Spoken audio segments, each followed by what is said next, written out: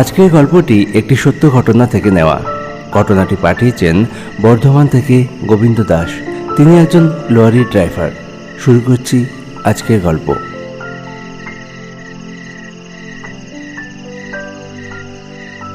দাদা, নান পরোটা হবে নাকি?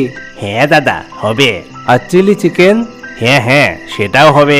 ঠিক আছে, 3টে নান পরোটা আর চিলি চিকেন দিয়ে যান। আচ্ছা, আপনি একটু বসুন, এক্ষুনি পাঠাচ্ছি। এই পরেশ, বাবুকে 3টে নান আর চিলি চিকেন দিয়ে আয়। এই যে যাচ্ছি।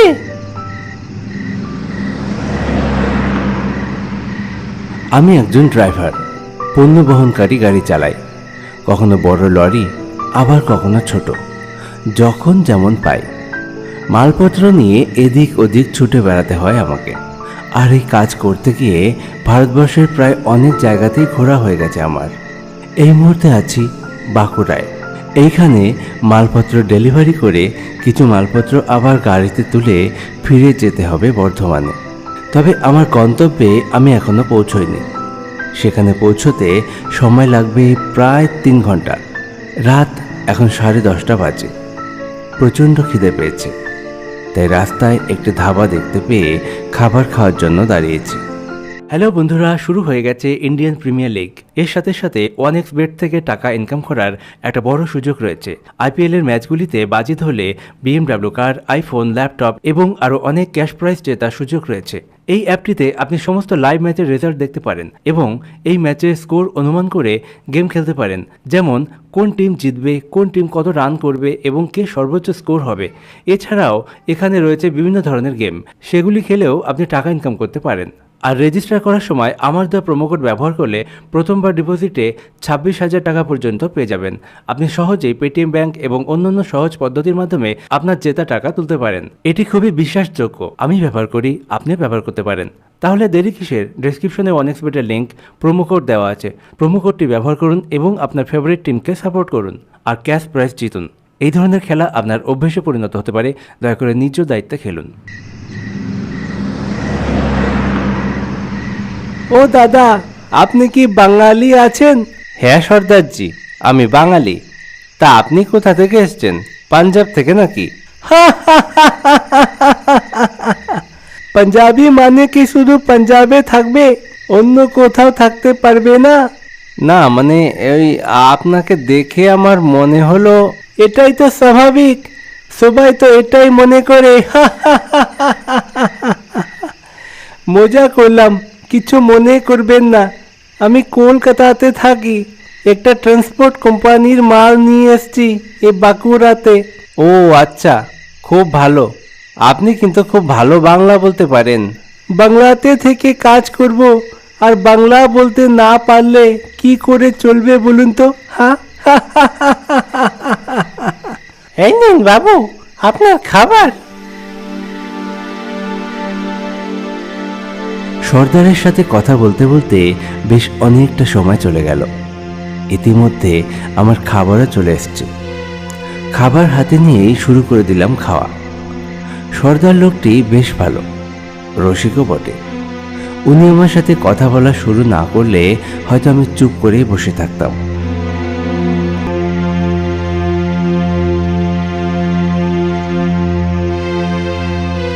আপনি খেয়ে নিন, আমি অনেকক্ষণ বসে আছি। এবার আমায় উঠতে হবে। এখন না বেরোলে আবার সময়ের জায়গা মতো পৌঁছতে পারবো না। হ্যাঁ ঠিক আছে, আপনি এগোন, আমারও খাওয়া হলেই বেরিয়ে যাব। আপনি কি এই রাস্তায় আগে কখনো এসেছেন? না, এই প্রথম। কেন, ভূতে বিশ্বাস করেন? ভূতে কখনো তো দেখিনি, তাই ঠিক। ও, তা দেখলে তো বিশ্বাস করবেন? হ্যাঁ, চোখে দেখলে তো আর অবিশ্বাস করার জায়গা থাকে না, বিশ্বাস তো করতেই হবে। শোনেন, আপনার যদি কপালে থাকে আপনি আজকে ভূত দেখতে পারেন। আমি এই রাস্তা দিয়ে অনেকবার যাতায়াত করেছি, প্রায়ই আমি ভূত দেখেছি। কি বলছেন এসব? সত্যি? নিজেই বুঝতে পারবেন সত্যি না মিথ্যে। আপনাকে আগে থেকে সাবধান করে দিলাম, ভয় পাবেন না। গাড়ি চালাতে থাকবেন। যদি কেউ গাড়ির সামনেও চলে আসে, আপনি গাড়ি চালাতে থাকবেন, গাড়ি কিন্তু থামাবেন না, বলে দিলাম। হ্যাঁ।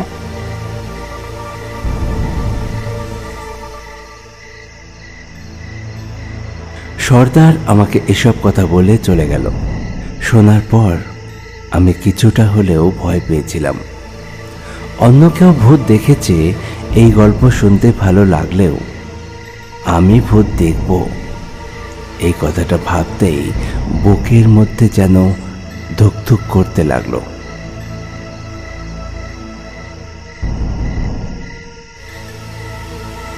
এমন তো হতেও পারে সর্দার আমার সাথে একটু মজা করে গেল। যা রসিক মানুষ, মনের মধ্যে আমার ভয়, কিন্তু ভয় পেলে তো চলবে না, কাজ তো করতেই হবে। একবার ভাবলাম ধাবার মালিককে এই কথাটা জিজ্ঞাসা করি, কিন্তু যদি সর্দার আমার সাথে সত্যি সত্যি মজা করে থাকে তাহলে সবাই কিন্তু হেসে উঠবে। না, কাউকে কিছু বলা যাবে না। খাওয়া দাওয়া শেষ করে আমি আবার গাড়ি নিয়ে বেরিয়ে পড়লাম। বেশি দেরি করলে আমার আবার গন্তব্যে পৌঁছতে দেরি হয়ে যাবে।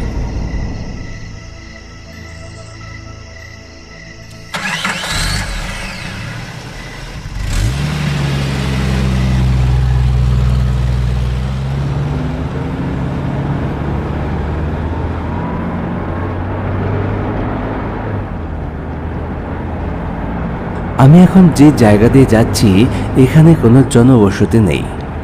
দুপাশে গাছপালায় ঘেরা জঙ্গল, মাঝখান দিয়ে রাস্তা। সর্দারের কথা যখনই আমার মনে পড়ছে ভয়ে আমার শরীর শিউরে উঠছে।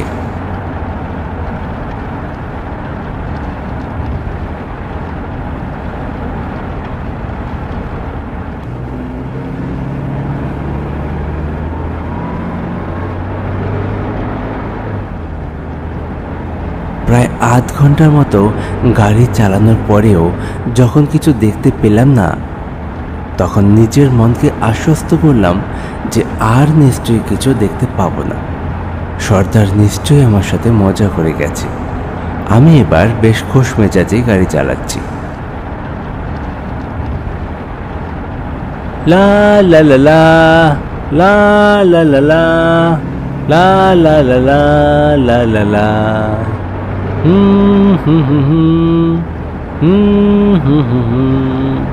হা হা হা হা হা হা।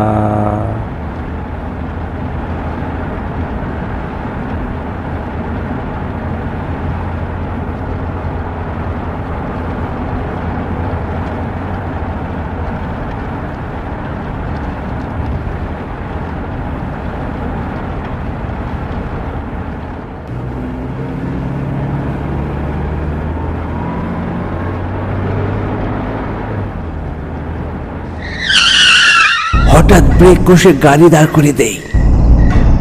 সামনে দাঁড়িয়ে আছে সাদা কাপড় পরা একটা মহিলা।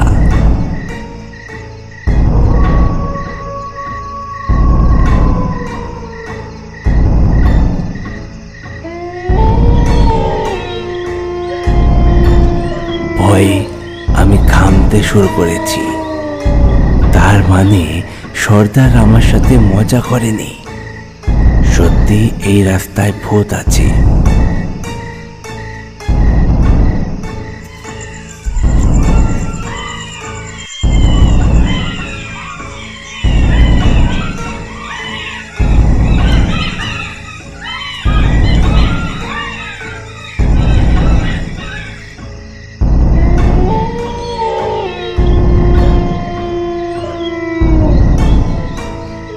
না, আমাকে ভয় পেলে চলবে না। আর দাঁড়িয়েই বা কতক্ষণ থাকবো? আমি ভাবতে লাগলাম ভূত মানেই তো ছায়া মূর্তি, কোনো শরীর নেই, অশরীরী। আমি যদি জোরে গাড়ি চালাই, হয় ও ওখান থেকে সরে যাবে, না হয় আমার গাড়ি ও শরীর ভেদ করে চলে যাবে। এই কথা ভেবে আমি গাড়ি চালাতে শুরু করলাম।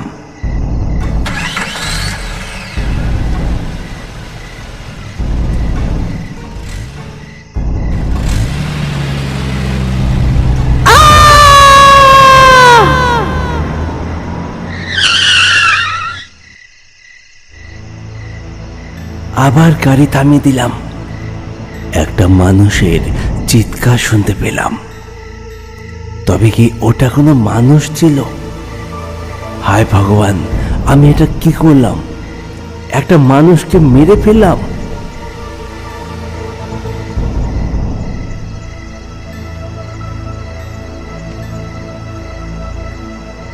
আমি এদিক ওদিক তাকাতে থাকি।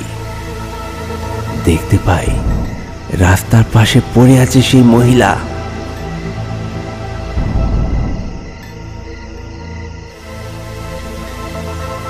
আমাকে দেখতেই হবে সে মরে গেছে না বেঁচে আছে। যদি সে বেঁচে থাকে তাকে হাসপাতালে নিয়ে যেতে হবে, তাকে বাঁচাতে হবে। আমি গাড়ি থেকে নামি।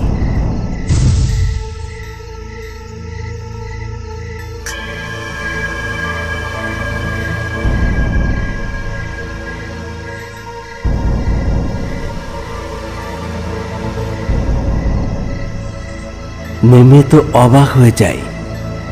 এতক্ষণ যাকে রাস্তার পাশে পড়ে থাকতে দেখলাম, এখন দেখি সে সেখানে নেই।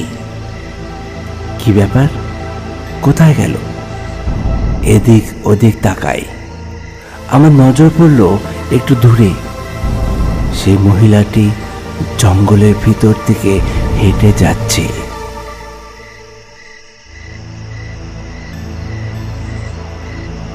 এত জোরে ধাক্কা খাবার পরেও সে কিভাবে সুস্থ অবস্থায় হেঁটে চলে যেতে পারে? এইবার আমি বুঝতে পারলাম সে নিশ্চয় মানুষ নয়, সে সত্যি কোনো অশরীরী। আমার ভয় আরো দ্বিগুণ হয়ে গেল। এখান থেকে তাড়াতাড়ি চলে যাওয়াই ভালো।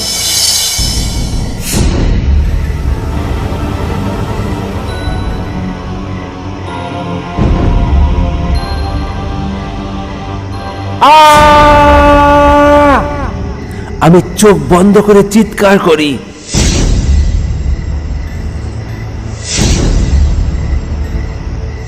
চোখ খুলে দেখি সেখানে কেউ নেই।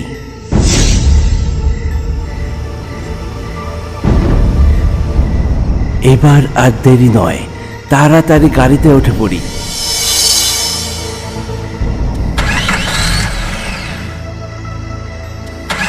গাড়ি স্টার্ট করার চেষ্টা করছি, কিন্তু গাড়ি স্টার্ট নিচ্ছিল না।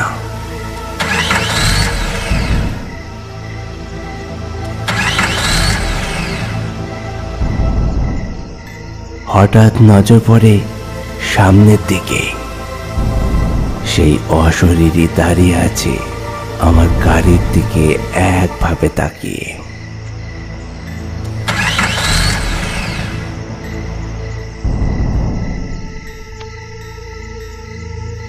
বারবার আমি গাড়ি স্টার্ট করার চেষ্টা করতে থাকি, কিন্তু গাড়ি স্টার্ট নিচ্ছে না।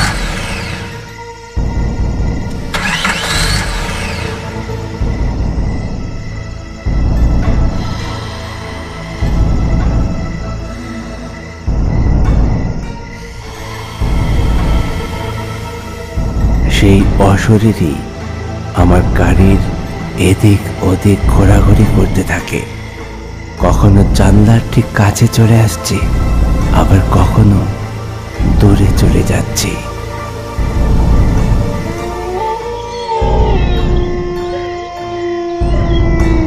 ভয়ে আমি ঘামতে শুরু করে দিয়েছিলাম। আমি ধরেই নিয়েছিলাম যে আমি আর বাড়ি ফিরতে পারবো না। মনে মনে শুধু ভগবানকে স্মরণ করে যাচ্ছিলাম। হঠাৎ আমি দেখতে পাই দেবদূতের মতো একটা গাড়ি ছুটে আসছে আমার দিকে। আর সঙ্গে সঙ্গে সে গাড়ির আলো দেখতে পেয়েই আমি মনে সাহস পেলাম। আবার স্টার্ট করার চেষ্টা করি। এইবার গাড়ি স্টার্ট হয়ে গেল। গাড়ি যেই মুহূর্তে স্টার্ট হয়ে গেল, সঙ্গে সঙ্গে আমি জোরে গাড়ি চালাতে শুরু করে দেই।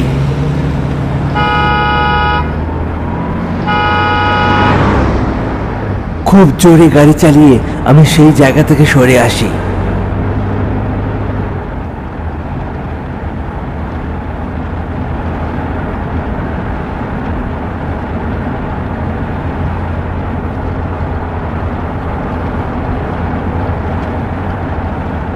এরপর আমি অনেকটা রাস্তা পার করি, কিন্তু সেই অশরীরীকে আর দেখতে পাইনি। হয়তো ওই জায়গাতেই ওই অশরীরী বাস করে। শেষ পর্যন্ত আমি আমার গন্তব্যে পৌঁছেছিলাম, তবে আমি ভীষণভাবে ভয় পেয়েছিলাম। ফেরার সময় আমি সেই রাস্তা দিয়ে আসিনি। পরের দিন দিনের বেলা অন্য রাস্তা দিয়ে ফিরেছিলাম। এখনও আমি ড্রাইভারি করি।